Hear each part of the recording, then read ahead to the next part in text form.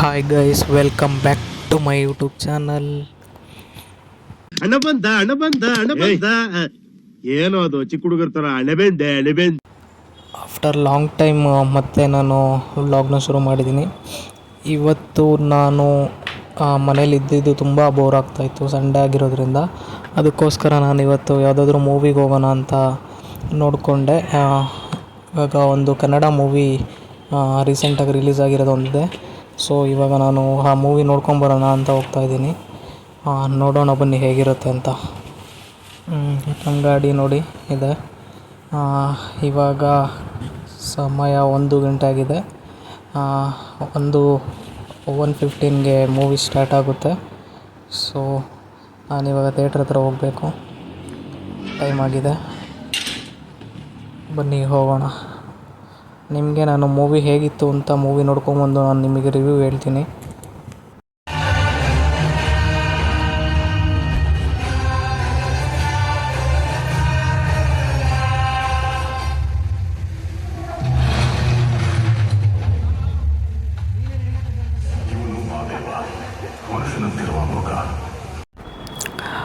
ಮಾದೇವ ಇದು ನವೀನ್ ರೆಡ್ಡಿ ಅವರ ಡೈರೆಕ್ಷನಲ್ಲಿ ಮೂಡಿ ಬಂದಿರುವಂಥ ಸಿನಿಮಾ.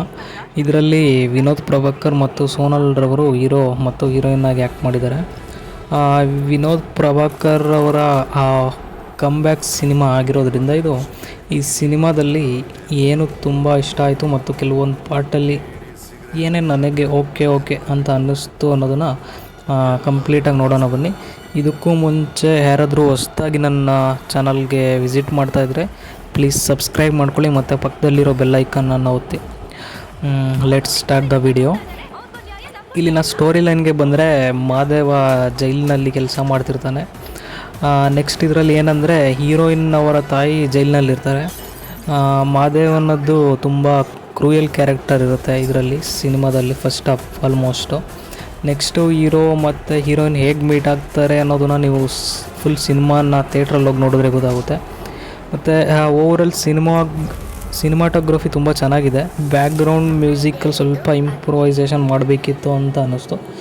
ಮತ್ತು ತುಂಬ ಫೈಟಿಂಗ್ ಸೀಕ್ವೆನ್ಸ್ನ ಆ್ಯಡ್ ಮಾಡಿದ್ದಾರೆ. ಮತ್ತು ಮಧ್ಯದಲ್ಲಿ ಸಾಂಗ್ಸ್ ಬರ್ತಿರುತ್ತೆ, ಬಟ್ ಆ ಸಾಂಗ್ಸ್ಗೆ ಅಷ್ಟೊಂದು ಅಟೆನ್ಷನ್ ಸಿಗಲ್ಲ ಅಂತ ನನಗನ್ನಿಸ್ತು.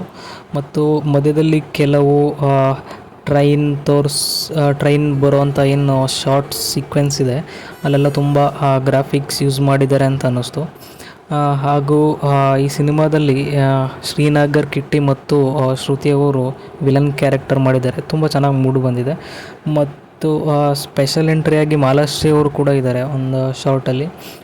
ಮತ್ತು overall it is good, movie is good ಮತ್ತು ಚೆನ್ನಾಗಿದೆ.